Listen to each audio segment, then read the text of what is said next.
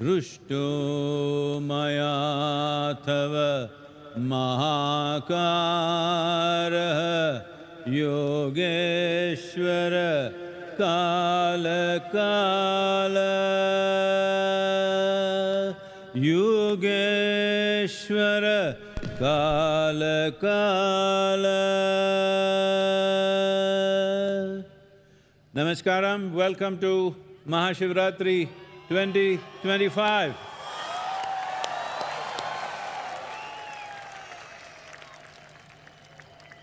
எல்லாருக்கும் வணக்கம்.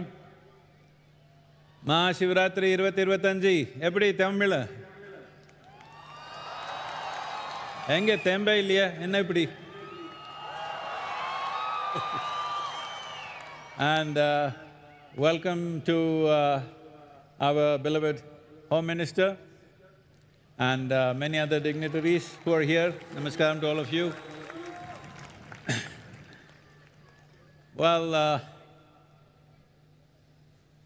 Well, in every government there are ministers and ministers, of course, but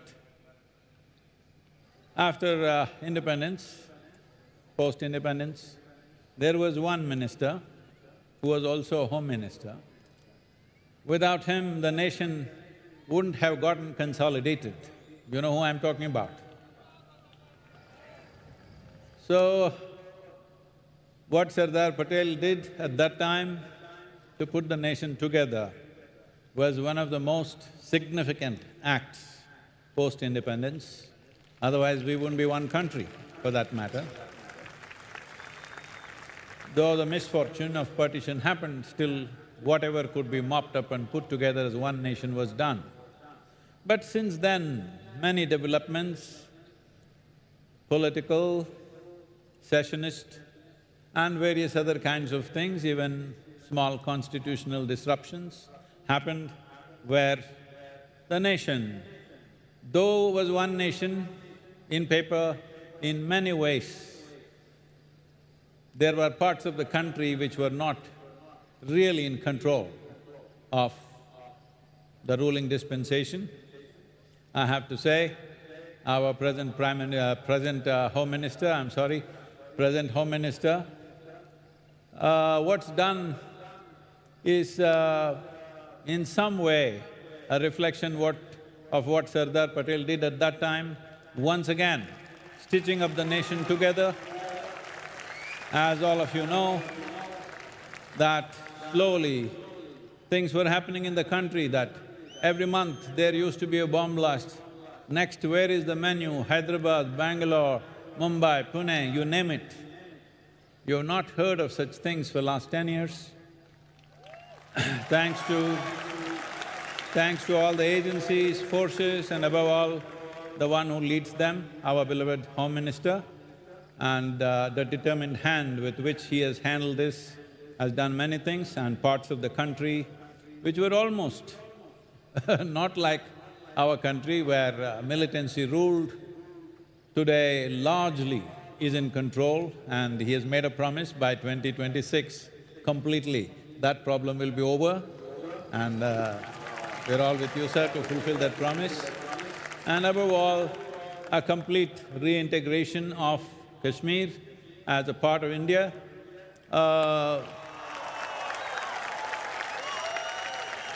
Correcting, this is not to find fault with anybody, but historically, when we make some mistakes, knowingly, unknowingly, but we don't know what compulsions they had at that time, this is not a judgment on anybody, but certain mistakes that we have done historically, correcting them later on is a very, very complicated thing.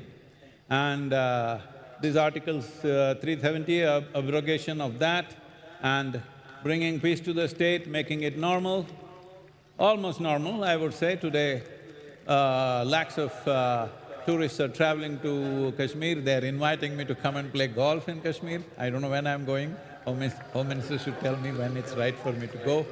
And this is fantastic because we must understand, without maintaining the basic sovereignty and law and order in the country, all other aspirations of economic development, of education, of technology, of spirituality, everything will go waste. If the fundamental law and order is not there and the basic geographical sovereignty of the nation is not properly established, this is a very thankless job because everybody thinks you're too hard. If you don't do it, they say you're no good. If you do it, it's too hard because there is no soft way to do this as far as I can see. So, it's a great mission that he has taken it up and doing it. Of course, all the forces, agencies, people, various state governments, everybody are participating in this, but still, one who leads the job always has to be acknowledged. So our immense gratitude to you, sir, for doing this, because without this, we are sitting at a threshold where our youth are wanting to surge ahead and make this into a nation that we can be proud of, which is beginning to happen in many different ways. In the community of nations today, we have a significant place which we did not have 25, 30 years ago for various reasons, but bringing stability to the basic sovereignty of the nation, the geographical integrity of the nation and law and order in the country are most vital, otherwise the picture that it gives is too bad. But this is MahaShivRatri. Here, irrespective of who we are, no matter which country you belong to, what race, religion you are, this is a day of the human being. Somebody recently, a prominent journalist asked me, Sadguru, if I am a Muslim or a Christian, can I come and enjoy MahaShivRatri? I would like to come there. I said, Muslims cannot come, Christians cannot come, Hindus definitely cannot come, only human beings can come. Because this is in celebration of human nature.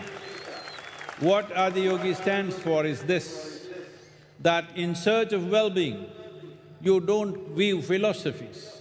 In search of well-being, you don't look up to heaven. In search of well-being, you don't do some crazy ritual. In search of well-being means you turn inward because human well-being is generated from within. The science of turning inward, which today largely in one single word it goes as yoga, this science, the basic spine of this knowledge that he created is the basis of almost everything that is happening on the planet in the name of spirituality. Nothing is outside of the 112 ways. It is to honor these 112 offerings that he made to us that we put up this 112 image of him. But we must understand, Adiyogi is here not to remind you of the past, but it is a promise for the future. Because for the first time, for the very first time in history of humanity, more human beings are beginning to think for themselves all over the world. Otherwise, the priests and the pandits and some messiahs and others thought for people. This is the first generation where maximum number of people are beginning to think for themselves. Only in this kind of situation does he become relevant. He is relevant because he is 100% logically correct and his approach is scientific. Never before generations of people were ready for him. It is now and the next generation and the next generation which is truly ready for his teaching or his transmission. So, Adiyogi will be coming up in many corners of the nation. We already have one in Bangalore. Our Deputy Chief Minister of Karnataka is here. Namaskaram, Shivakumar. And various others are here, but in Bangalore it's already up and in many other places it'll come. This is not about simply establishing for the sake of anything. This is the most important thing is to offer human well-being, to offer human well-being as a technology, not as a teaching, to transmit well-being as a technological process. That is, human body is the most sophisticated mechanism. This body and mind are the most complex technologies on the planet. If you do not know how to handle this, there is no question of well-being. So, the whole approach is in this form and every one of you, no matter what religion, race, creed, caste, whatever you are, if you are human and you have an erect spine, MahaShivRatri is relevant for you. Adi Yogi is relevant for you, the yogic sciences are absolutely relevant for you. It's fantastic to have all of you here. This is a full night Odyssey, you know that. Hello? Already slept off? What? Yeah, I want to see some life. What is this full night?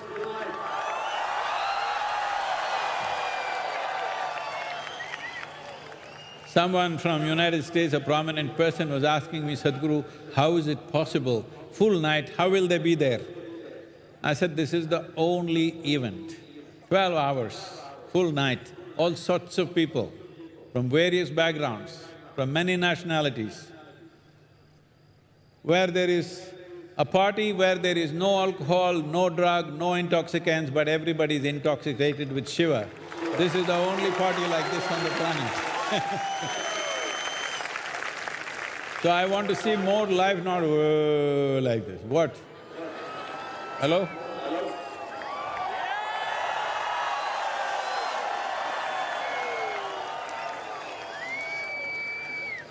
Our Home Minister is a very lively person, you can't put him down. I want to show you… I want you to show more life, what you are made of.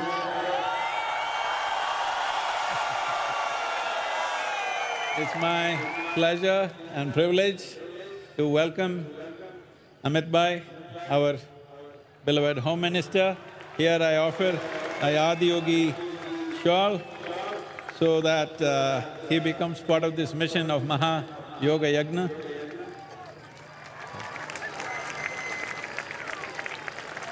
And I request Amit Bhai to say a few words, please.